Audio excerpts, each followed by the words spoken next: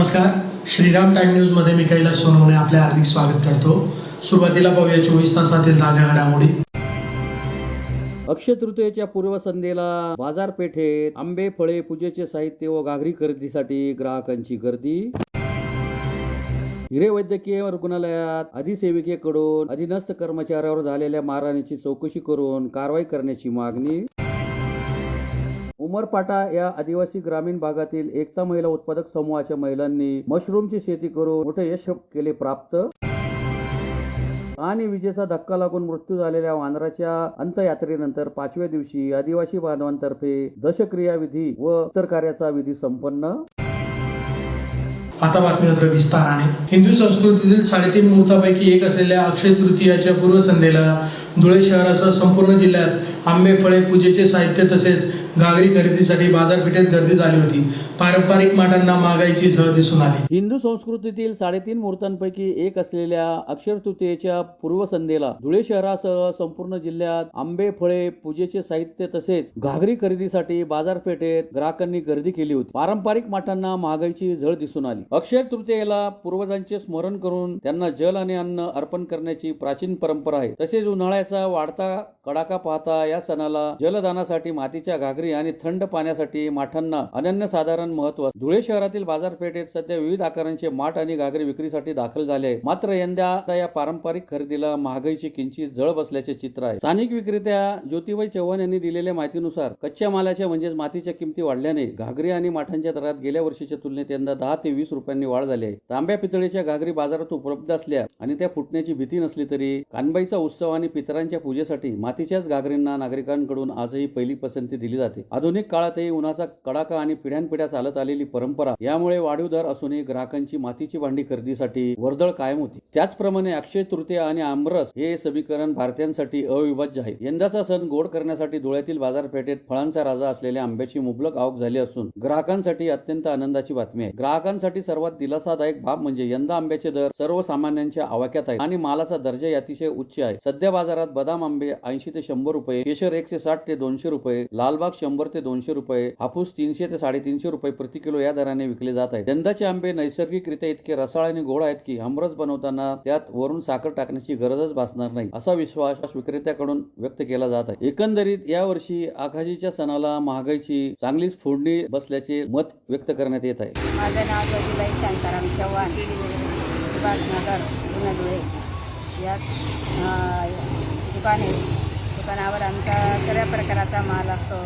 आता अक्षय तृतीयाचे घागरीची विक्री चालू आहे। तर मग गेल्या वर्षी तर 80 ते 90 रुपये 100 रुपयेपर्यंत होतात, पण यावर्षी जरा 10 रुपये 20 रुपये वाढलेले आहेत। माती मिळत नाही त्याच्यामुळे रेट वाढलेले आहेत। कारण आता पुन्हा आपण लागलेला आहे, थंड पाण्याची चव लागलेली आहे लोकांना आणि घेतल्याशिवाय खात नाही। काही लोक म्हणतात की तांब्याची घागर पुजू आम्ही, तांब्याची घागर ही कानबाई असते, पुजू शकत नाही। पण काही लोकांच्या इथे भावना आहे की आम्ही तांब्याची घागर पुजून घेऊ, मातीची घागरला भाव येतात तर आम्ही तांब्याची घागर पुजू, पण तांब्याची घागर ही लागू पण पडत नाही आणि ती कानबाई असते। पण हे सोडून तुम्ही मातीची वस्तू छोटी घ्या का मोठी घ्या, ही तुम्ही पूजायला पाहिजे। परंपरा आहे ती आपली महाराष्ट्र लोकांची। ही आपली म्हणजे पूर्ण परिसरामध्ये आहे, दुकानं आहेत, गलोगली दुकानं आहेत, पण आपल्या कुंभारखुंटाचा जो आहे तो स्थायिक आहे। त्याप्रमाणे आम्ही पण त्या भावात विकतो। मातीचा खूप प्रॉब्लेम येतो, त्याच्यामुळे 10 रुपये 20 रुपये रेट वाढतच राहतो। मातीच मिळत नाही पहिला मुद्दा, तर मातीवर तर सर्व खेळ असतो। माती मिळली तर सर्व काही गोष्टी होतात, त्याच्यामुळे सर्व अडचणी येत राहतात। मैं शकील बागवान 5 संदीप धुळे, फ्रूट व्यापारी। आता केशर आंबे आलेले, केशर बदाम आहे, लालबाग आंबे आहे, हापूस आंबे यंदा फार भाव कमी आहेत आणि माल 1 नंबर क्वालिटी आहे। बदाम 100 रुपये 100 रुपये, केशर आंबे 160 रुपये 200 रुपये, हापूस आंबे 300 रुपये 350 रुपये, लालबाग 100 रुपये से लेके 200 रुपये किलो तक लालबाग है। हा अक्षय तृतीया मोठ्यावर एकदम योग्य दर आहे आणि माल एकदम हाय क्वालिटी आहे, साखर टाकायची गरज नाही। धुळे शहरातील सुरत बायपास रोडवरील भाऊसाहेब हिरे वैद्यकीय रुग्णालयात आधी सेविका अरुणा भराडे यांच्याकडून अधीनस्थ कर्मचाऱ्यावर झालेल्या मारहाणीची चौकशी करून कारवाई करावी या मागणीसाठी राज्य सरकारी कर्मचारी संघटनेतर्फे अधिष्ठाता यांच्या कार्यालयासमोर निदर्शने करून त्यांच्या मार्फत वैद्यकीय शिक्षण विभागाचे सचिव यांना निवेदन देण्यात आले. धुळे शहरातील सुरत बायपास रोडवरील भाऊसाहेब हिरे वैद्यकीय महाविद्यालयाच्या रुग्णालयात अधिसेविका अरुणा भराडे यांच्याकडून अधीनस्थ कर्मचाऱ्यावर झालेल्या मारहाणीची तात्काळ चौकशी करून कारवाई करावी या मागणीसाठी राज्य सरकारी कर्मचारी मध्यवर्ती संघटनेतर्फे अधिष्ठाता यांच्या कार्यालयासमोर निदर्शने करीत अधिष्ठाता यांच्या मार्फत वैद्यकीय शिक्षण व औषधी द्रव्य विभागाचे सचिव यांना निवेदन देण्यात आले आहे. निवेदनात म्हटले आहे की धुळे येथील आपल्या अधिपत्याखालील रुग्णालयामध्ये अधिसेविका अरुणा नितीन भराडे या गेल्या 10-12 वर्षापासून एकाच पदावर कार्यरत असून त्यांच्या वर्तनाबाबत अनेक गंभीर तक्रारी वेळोवेळी समोर आल्या आहेत. अधीनस्थ कर्मचाऱ्यांची अपमानास्पद वागणूक, अरेरावी तसेच परिचर्या संवर्गाचा अवमान करून शारीरिक, मानसिक व आर्थिक शोषण केल्याबाबत संघटनेने यापूर्वी लेखी व प्रत्यक्ष भेटीद्वारे प्रशासनाच्या निदर्शनास आणून दिले. तसेच या अनुषंगाने त्यांच्या विरोधात आजवर 7 ते 8 तक्रारी वेगवेगळ्या घटनांच्या अनुषंगाने झालेल्या आहेत. मात्र सदरू प्रकरणी स्थानिक स्तरावर चौकशी झाल्या कारणाने संबंधितांनी दबावतंत्र वापरून सदरू चौकशीचे अहवाल भासनात गुंडाळण्यात आल्याची आमची धारणा आहे. म्हणूनच आमची मागणी अशी आहे की त्यांची महाविद्यालयीन स्तरावर चौकशी न होता शासनाने चौकशी समिती नेमावी. तसेच दिनांक 17/4/2024 रोजी आर्था वार्डातील इंचार्ज श्रीमती व्हिक्टोरिया पार्थे यांच्यासोबत घडलेली घटना अत्यंत गंभीर व निषेधार्ह आहे. सदर प्रसंगी भराडे यांनी शासकीय नियमांचे उल्लंघन करत वार्डमध्ये प्रवेश करून अरेरावीची वागणूक दिली. तसेच या घटनेचे मोबाईलवर चित्रीकरण करणाऱ्या पाथरे यांचा मोबाईल हिसकावून घेऊन त्यांना मारहाण केली व जीवे मारण्याची धमकी दिल्याचे समजते. याशिवाय त्यांना साथ देणाऱ्या कर्मचाऱ्यांना खोट्या गुन्ह्यामध्ये अडकवण्याची धमकी देण्यात आल्याची बाबही समोर आली आहे. म्हणून सदर प्रकरणाची सखोल चौकशी करून संबंधितावर कठोर व तात्काळ कारवाई होणे अत्यावश्यक आहे. त्यामुळे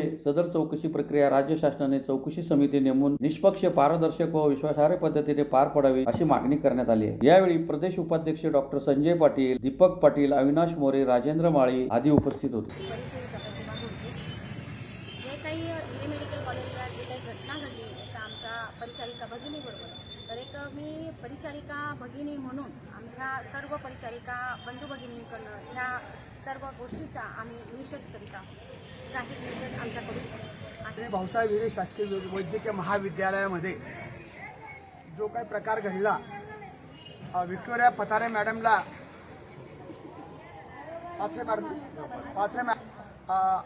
अरुणा भराडे ह्या मेट्रोन मॅडमने जी काही दादागिरी, गुंडगिरीच्या पद्धतीने वागणूक दिली, त्यांना मारहाण केली आणि त्यांना सहकार्य करणाऱ्या लोकांना तुमच्यावर गुन्हे दाखल करेल अशा पद्धतीची जी काही धमकी दिली ही अत्यंत घटना निषेधार्थ आहे.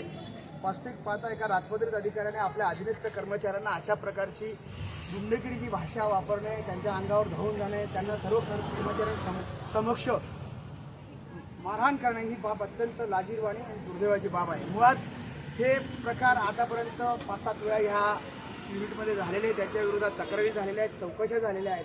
या राजपत्रित अधिकारी असताना ह्या हिरे वैद्यकीय महाविद्यालयात 12 वर्षापासून सलग कशा आहेत हा मोठा गंभीर विषय आहे. राजपत्रित अधिकारी 3 वर्षापेक्षा जास्त राहत नाही. एवढ्या तक्रारी झाल्या, एवढ्या चौकशी झाल्या तरी ह्या मॅडम इथे कसं काय गौडबंगाल आहे, हे कोणाला मॅनेज करतात प्रशासनामध्ये, ही अत्यंत गंभीर चिंतेने बाब आहे. अधीनस्थ कर्मचाऱ्यांकडून वेळोवेळीच वेगवेगळ्या प्रकारच्या गंभीर प्रकारच्या तक्रारी झालेल्या असताना प्रशासन त्याची गंभीर नोंद घेत नाही. या घटनेचा आम्ही निषेध करतो. या संदर्भात आमची मागणी अशी आहे की आपण तात्काळ या अरुणाताई भराडे मॅडमची निलंबन करावं, त्यांची तात्काळ इथून बदली करण्यात यावी आणि त्याची चौकशी करण्यात यावी. त्या चौकशी समितीमध्ये या परिचारिका संघटनेचे 2 साक्षीदार असावेत, जेणेकरून घडलेल्या गोष्टी कागदावर येतात की नाही हे आम्हाला लक्षात येईल. कारण की यापूर्वीच्या ज्या 5-7 चौकशा झालेल्या आहेत ह्या सगळ्या भासकात गुंडाळण्यात आल्या. त्या दबावातून त्याच्यातून काहीच निष्पन्न झालेलं नाही. एका राजपत्रित अधिकाऱ्याबद्दल एवढ्या तक्रारी होऊन सुद्धा 12 वर्ष ही व्यक्ती या ठिकाणी काम करते, कोणी त्याची उचलबांगडी करत नाही.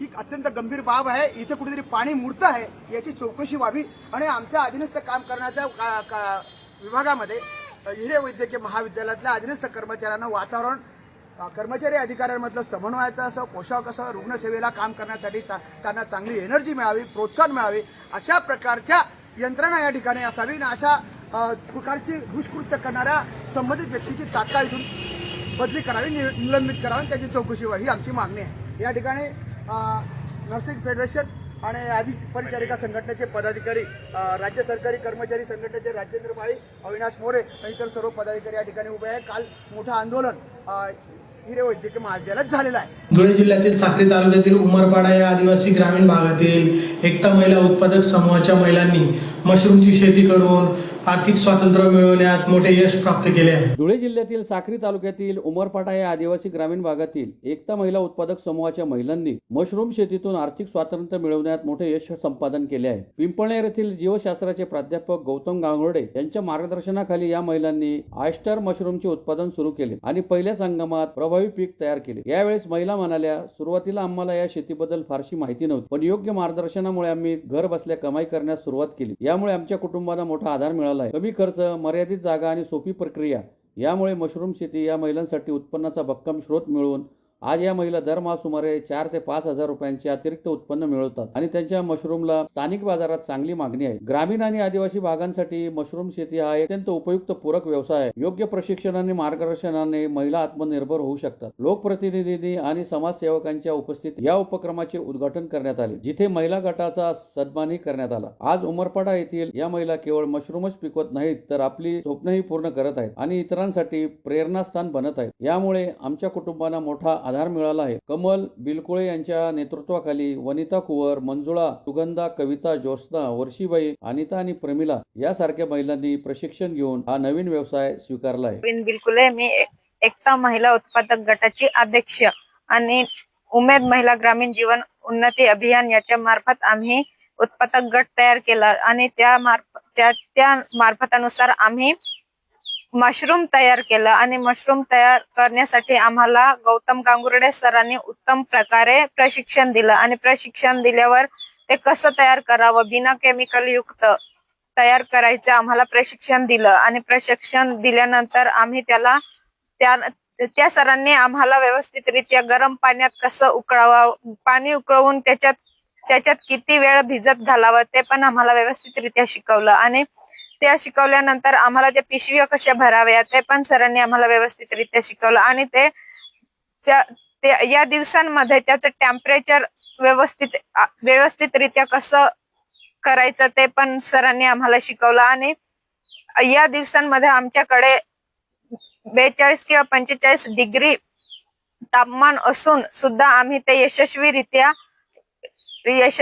आम्ही ते पार पाडलं आणि कोणीही ती शेती करू शकतंय. धन्यवाद. शिंदखेडा येथे विजेचा धक्का लागून मृत्यू झालेल्या वानराच्या अंत्ययात्रेनंतर 5व्या दिवशी आदिवासी बांधवांतर्फे दशक्रिया विधी करीत अन्नदान करीत उत्तर कार्याचा विधी पार पाडला. शिंदखेडा येथील वरपाडे रोड लगत बंगला बिलाटी अर्थात वीर एकलव्य नगर येथून जवळच असलेल्या BSNL कार्यालयात सातत्याने आदिवासी समाजात वावरणारे वानरास विजेचा धक्का लागल्याने त्याचा जागीच मृत्यू झाला होता. आदिवासी बांधव भगिनींनी वानराचा अंत्यविधी हिंदू संस्कृती रीतिरिवाजाप्रमाणे अंत्ययात्रा विधिवत पूजा करून संपूर्ण शहरातून काढण्यात आली होती. अंत्ययात्रेत सर्व आदिवासी बांधव आणि भगिनी शिंदखेडा शहरातील ग्रामस्थ सहभागी झाले होते. आदिवासी समाजे सुपडू बंडू भील हे आग्या तर अजय सुपडू भील, सागर आनंद भील, अजय आबा सोनवणे, भीमा सुरसिंग भील यांनी खांदेकरीची जबाबदारी पार पाडली होती. 5व्या दिवशी शनिवारी सकाळी दशक्रिया विधी व उत्तर कार्य करण्यात आले. यावेळी आदिवासी समाजातील जवळपास 108 बंधूंनी टक्कल करून सुतक काढले. त्यात लहान मुलांचाही समावेश होता. पुरोहित सतीश मुळे तर रवी चित्ते, किरण चित्ते, सुदाम सैनाने, रमेश चित्ते,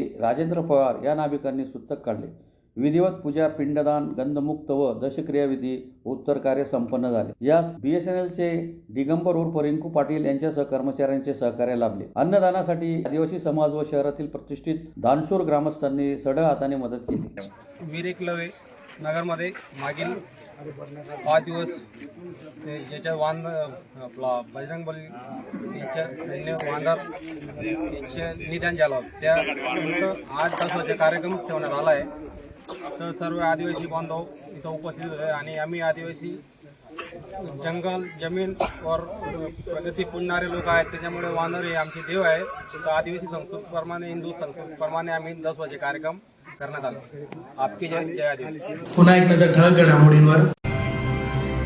अक्षय तृतीयेच्या पूर्वसंध्येला बाजारपेठेत आंबे, फळे, पूजेचे साहित्य व घागरी खरेदीसाठी ग्राहकांची गर्दी.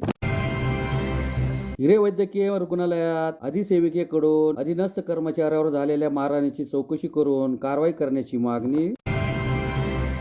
उमरपाटा या आदिवासी ग्रामीण भागातील एकता महिला उत्पादक समूहाच्या महिलांनी मशरूमची शेती करून मोठे यश केले प्राप्त. आणि विजेचा धक्का लागून मृत्यू झालेल्या वानराच्या अंत्ययात्रेनंतर 5व्या दिवशी आदिवासी बांधवांतर्फे दशक्रिया विधी व इतर कार्याचा विधी संपन्न. याचबरोबर श्रीराम टाइम न्यूजची बातमी तर संपली. दिवसभरातील ताज्या घडामोडींसाठी पाहत राहा श्रीराम टाइम न्यूज. भेटूया पुढील प्रसारणात. तोपर्यंत नमस्कार.